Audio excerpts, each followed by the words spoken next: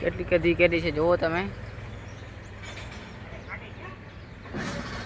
આ ભાઈ એમ કહી રહ્યા છે કે કેરી બહુ ખાટી છે, પણ અમારે ભાઈ ખાવી નથી, આજે ખાલી અમે જોઈ છીએ।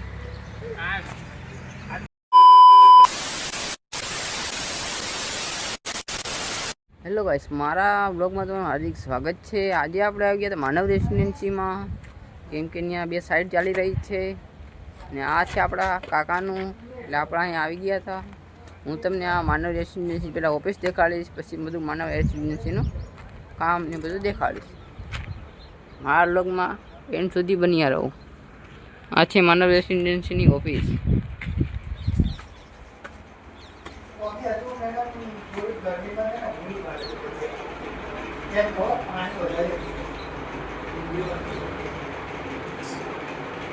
શેનો નકશો છે જરાક કોમેન્ટ કરી દેજો।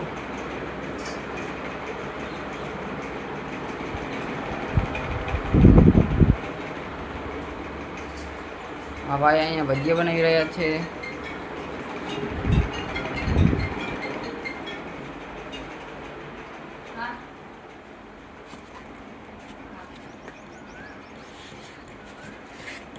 સામે આ પાક કયો છે જરાક કોમેન્ટ કરી દેજો ને। આ માનવ રેસિડેન્સીનું બોર્ડ છે, જરાક વાંચી લેજો।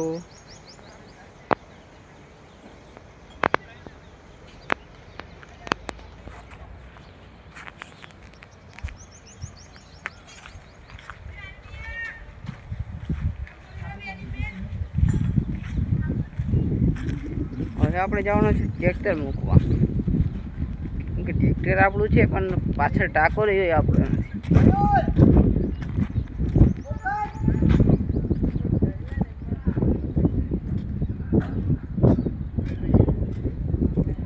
એક મકાન તૈયાર થઈ ગયું છે, બીજા તૈયાર થાય છે।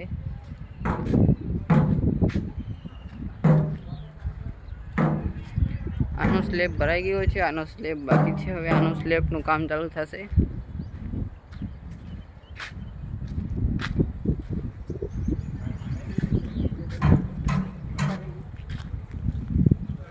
આજે લાઇટ નહોતી એટલે બહારથી પાણીનું ટ્રેક્ટર લેવું પડ્યું।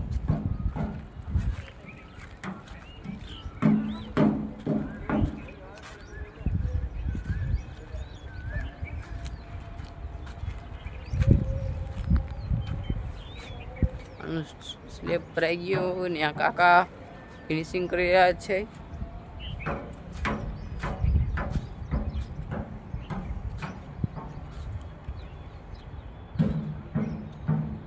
પ્લોટ બુકિંગ કરવા માટે જલ્દીથી કોન્ટેક કરો। હવે આપણે ટ્રેક્ટર લઈને બહાર આવવાનું છે, તો એન્ડ સુધી બ્લોગમાં બન્યા રહો।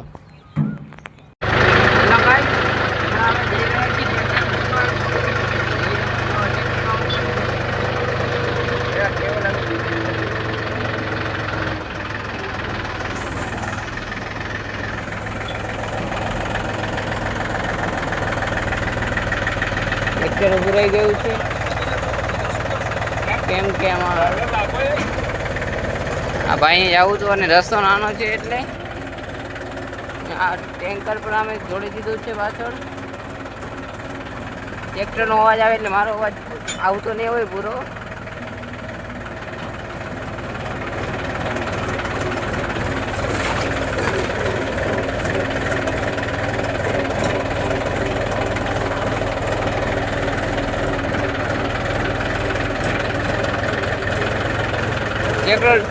ટ્રેક્ટર ઠેકડા મારી રહ્યું છે ગાઈસ।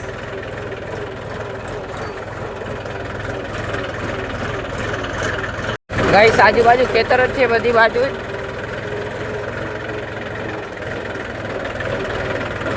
રસ્તો ખાડા ટેકડા વાળો છે એટલે ટ્રેક્ટર ફાસ્ટ ચાલી નથી રહ્યું ને પાછો વજન પણ છે પાછળ જોઈ શકો છો। આ બધું ખેતર જોવો તમે, ખેતરનો વ્યૂ કેવો આવી રહ્યો છે।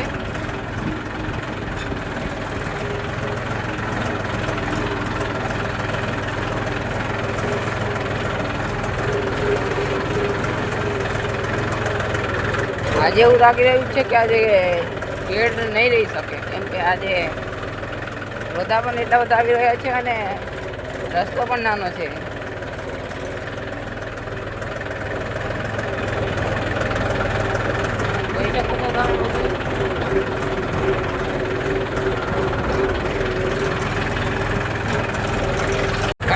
આને કયું પ્રાણી કહેવાય જરા કમેન્ટ કરી દેજો ને. મને તો નથી ખબર, તમને ખબર હોય તો કમેન્ટ કરજો.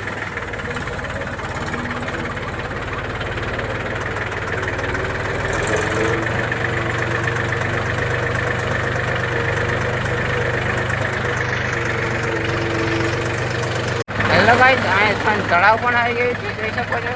અને તળાવમાં પાણી નથી, કામ ચાલી રહ્યું છે. તળાવનું કામ ચાલી રહ્યું છે એવું જાણવા મળી રહ્યું છે મને.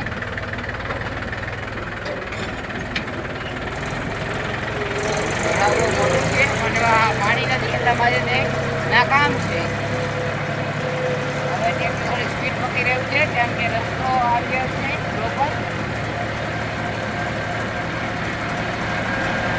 માનવ રેસિડેન્સી કાલવડમાં આવેલી છે પંચમહાલ. બુકિંગ કરાવવું હોય તો નીચે નંબર આપો, એમાં કોલ કરી શકો.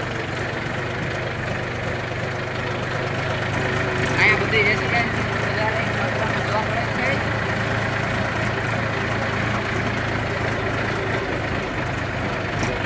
ગાઈસ, ટ્રેક્ટર આંચકા મારી રહ્યું છે, તમે જોઈ શકો છો.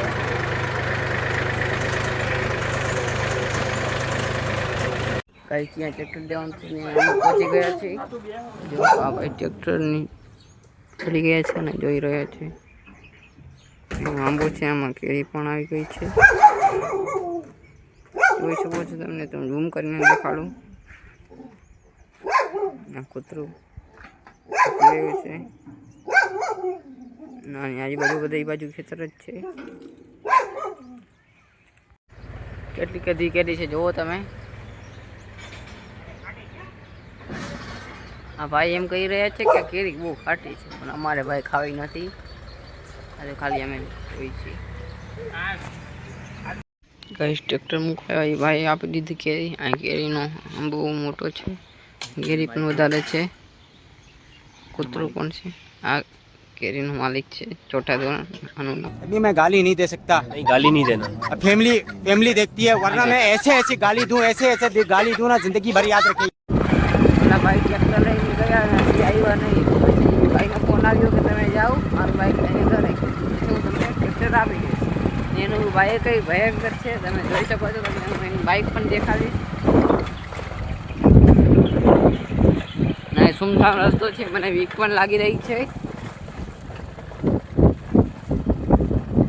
આગળ બોર્ડ મારેલું હતું કે દીપડાથી સાવધાન રહો.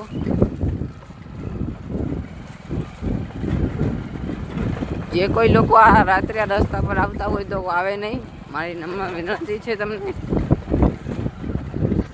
ભાઈ આટલી બધી કેરી આપી આપણે ને. હવે આપણે જઈશું ઓફિસમાં જઈને ઘડી કર બેસીશું, કેમ કે આપણે થાકી ગયા છીએ ત્યાં બેસીને.